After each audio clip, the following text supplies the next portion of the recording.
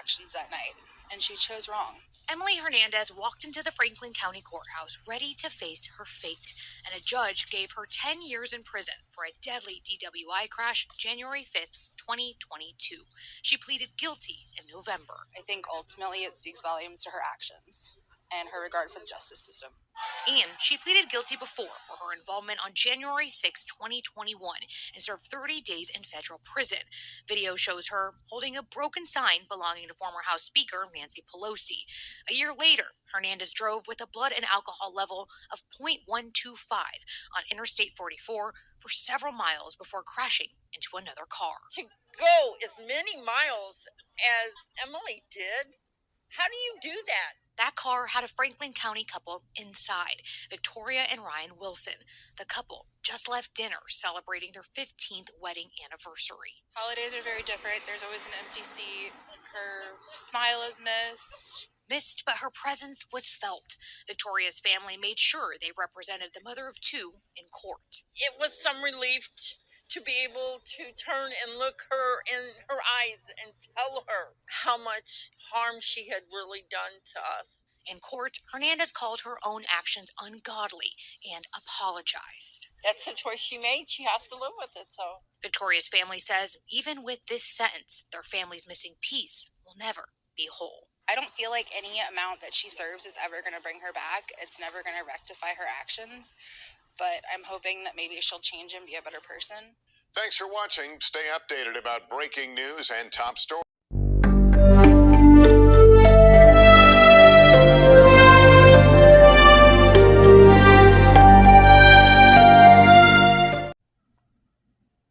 Peace, everybody, and welcome back to the Black Only News and Entertainment Network. Well, it didn't take long for these criminals to start committing crimes.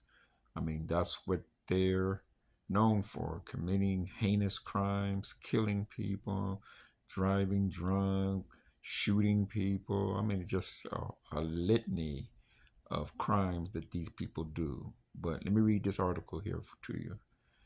Involved in that capital deal, January 6, defendant drove wrong way down highway in drunken suicide attempt, but ended up murdering a woman in her car, prosecutors say.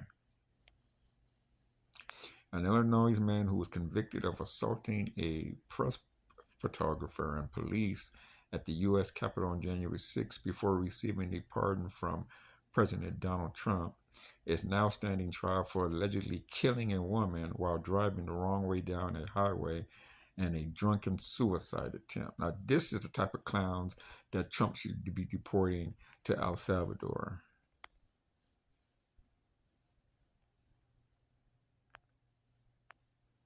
Shane Jason Woods, 47, is facing murder charges for his alleged role in the 2022 death of Lauren Wagner on Interstate 55 in Springfield. According to a court report from the Chicago Sun-Times, prosecutors made opening statements and called some 17 witnesses on the first day of trial Tuesday. And it was November 8th, 2022, and Woods, who was then facing nearly a decade in prison for his crimes on January 6th, left a bar where he had a few drinks. According to witness testimony, a police officer reportedly testified that when he pulled a speeding Woods over, the defendant told him he wanted to end it. It takes a big freaking man to say what I'm about to say. The officer reportedly recalls Woods saying, "I'm going to kill myself." A former cop whose relative was dating Woods at the time saw him and also stopped. He could be heard on a dash cam footage telling another officer that Woods was involved in that capital deal. But Woods fled from the traffic stop and sped north down southbound lanes on I-55. Wagner happened to be driving south on the highway and collided head-on with Woods' pickup truck. A fiery ball erupted after impact, instantly killing Wagner and breaking nearly every bone in her body. prosecutors reportedly said investigators had to identify her through nail polish. Lauren died because she was in the wrong place at the wrong time, prosecutor Derek Dion reportedly said during his opening statements, and she couldn't get out of the way. God damn, that crash was so violent that every bone in her body was broken. Because of the fire, they can only identify her by her fingernails. Jesus. And these are the clowns that Donald Trump pardons.